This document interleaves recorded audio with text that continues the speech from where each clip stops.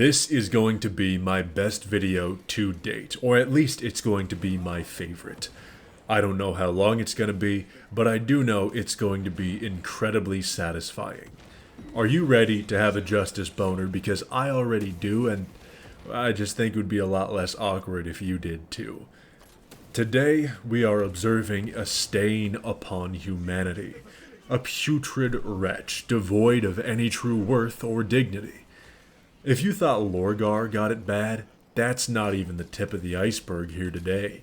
This pathetic pile of refuse, unfulfilled promises, and shame made another in the horrible series of mistakes that they call a life. Even with infinite grenades, stims, jetpack uses, and a self-revive, they were still reduced to a sniveling amalgamation of cowardice and ineptitude. Today's focus is on the aptly named Onion Tears. That must be in reference to the first time he brushed shoulders with a girl on a school bus. I imagine this malformed, brain-dead poster child for abortion sprints for the hills, frantically sobbing and hyperventilating whenever a woman walks in the room with it. Now, I'm going ahead and showing you this Steam profile because I just want you to know how to spell onion tears, alright? I don't condone any of you reporting this individual's profile en masse because I don't know the legal implications of that. But I'm also in no position to tell you not to do that either. You just go ahead and do whatever you think is right. You get to choose whether or not people like this have a chance of making it into your games, so, do what you will. Now, I'm not exactly Sherlock Holmes here, but you don't need to be the world's greatest detective to put these puzzle pieces together. This puke bucket apparently has a history of being a mechanically deficient fuckwit who does not learn from his lessons. Not surprising, really. It's not like these people are smart enough to learn, let alone learn from mistakes in general. Hell, let's be honest here. The only thing these hopeless pincushions for hobo dicks can do is fuck up. But this day they fucked up even worse than is standard for them, which is impressive because it's usually pretty bad. Through coincidence, divine intervention, or just bad fucking luck, they met me. Now you know me, I'm a helpful guy. I want people to get better. I'm even all for taking shortcuts to get there more efficiently, but this? No. Cheating and faking, I will not abide. See, I'll be sweeter than a peach to you if... Okay, well that's already a lie. But I'll try to be pleasant with you, even if you suck. But if you're cheating, well that is simply something I have no patience for, along with open-mouthed chewers, people who tamp their cereal into their milk, or my great country's compulsive need to ruin a good dish by involving mayonnaise in some capacity. I won't tolerate it. I will be a bastard. I will waste your time. I will piss you off, and you will leave with nothing.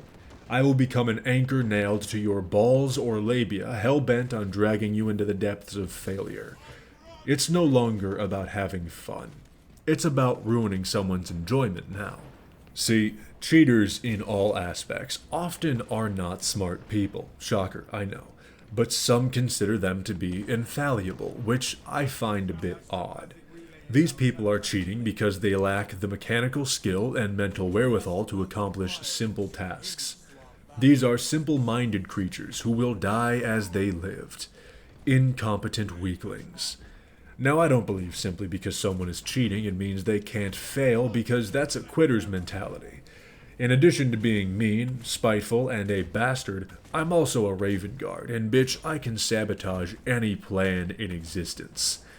This ass-blasting fuckknuggle severely underestimated my ability to ruin somebody's day, nearly as awfully as the way they fucked up their parents' lives by not strangling themselves with their umbilical cord. If you think this is harsh, I don't give a shit. Go to the ASPCA and report me for animal cruelty.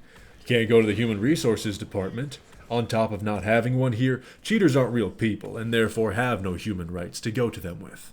So by now, you have seen that this person is shamelessly committing blatant and high-caliber fuckery. But while they were being a waste of the oxygen trees work very hard to make, I was busy orchestrating their downfall. At first I thought, I'll die constantly, so there's nothing pulling enemies off of them.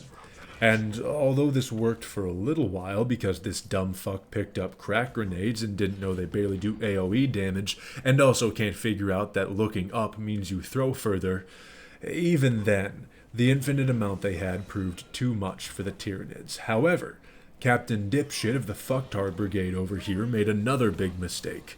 They showed me that they were too dumb to dodge snipers, and that they don't check their health nearly enough.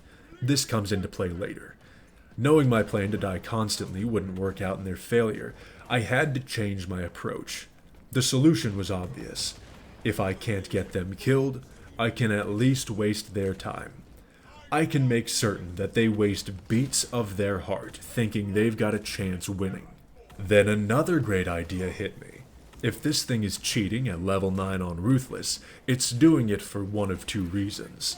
It wants the armory data, or it wants experience, all of which I can put a severe dampener on.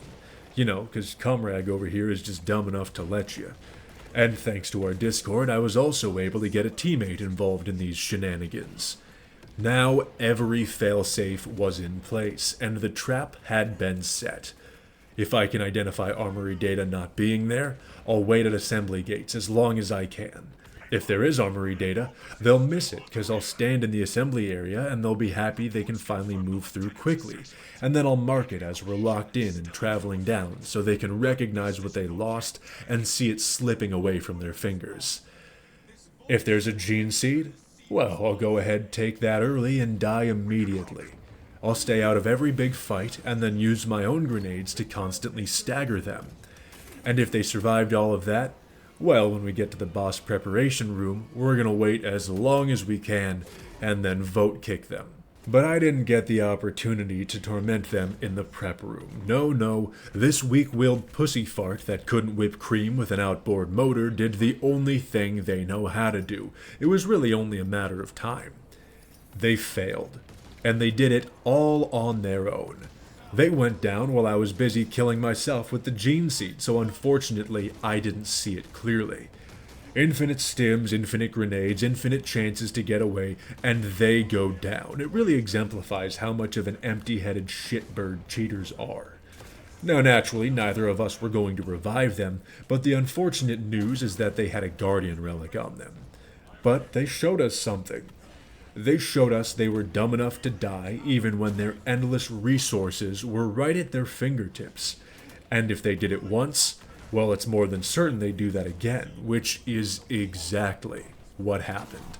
When denying them entry to another section, I was able to fulfill my life's true purpose, being the world's sexiest distraction. Infuriating them by not hopping on the elevator, I was also able to attract more enemies. Enemies that they had to deal with, except now, on top of missing every shot they attempted, they also had to pay attention to me throwing frags at their feet and staggering them from behind. Because, you know, they can't fucking count to 3. They start to panic, and what little mechanical ability they had starts falling apart in front of me. And I am joyous. Do you recall when I mentioned them not knowing how to dodge snipers earlier? Uh-huh. Well, here's where it came in handy. And just to prove I could have helped all along, I then annihilate the sniper in a very short fashion. Don't worry, the middle finger raised to them did not stop there. I took this moment to admire the scenery and teabag the back of this dead fuck's neck. And then we proceeded to blow ourselves up and waste the 45+ minutes that we made this miserable ditch pig sit through. Now, we could have let them come back, but that posed a risk. You see, letting them come back and torturing them further would possibly give them a little agency or a little control over the match. They would have the possibility of leaving on their own volition instead of hoping that their teammates would be able to bring this back. We wanted to strip that hope away from them. We wanted to make them feel like they had no control over the situation. Which is exactly why we ended it then and there. Because it's not about fulfilling the plan, is it? That's right, it's about sending a message. A message that reads, by using all of these crutches, it only makes it hurt more when some bastard like me comes around and kicks them out from under you. And that's where the story of our pitiful cheater ends. You know, honestly, I feel bad for their family because someone had to raise this disappointment. But whatever, go ahead and tell me about any stories you've got tormenting cheaters because I'd love to hear them. Otherwise, feel free to join the Discord server if you're old enough. And as always, thank you for watching and have a good night.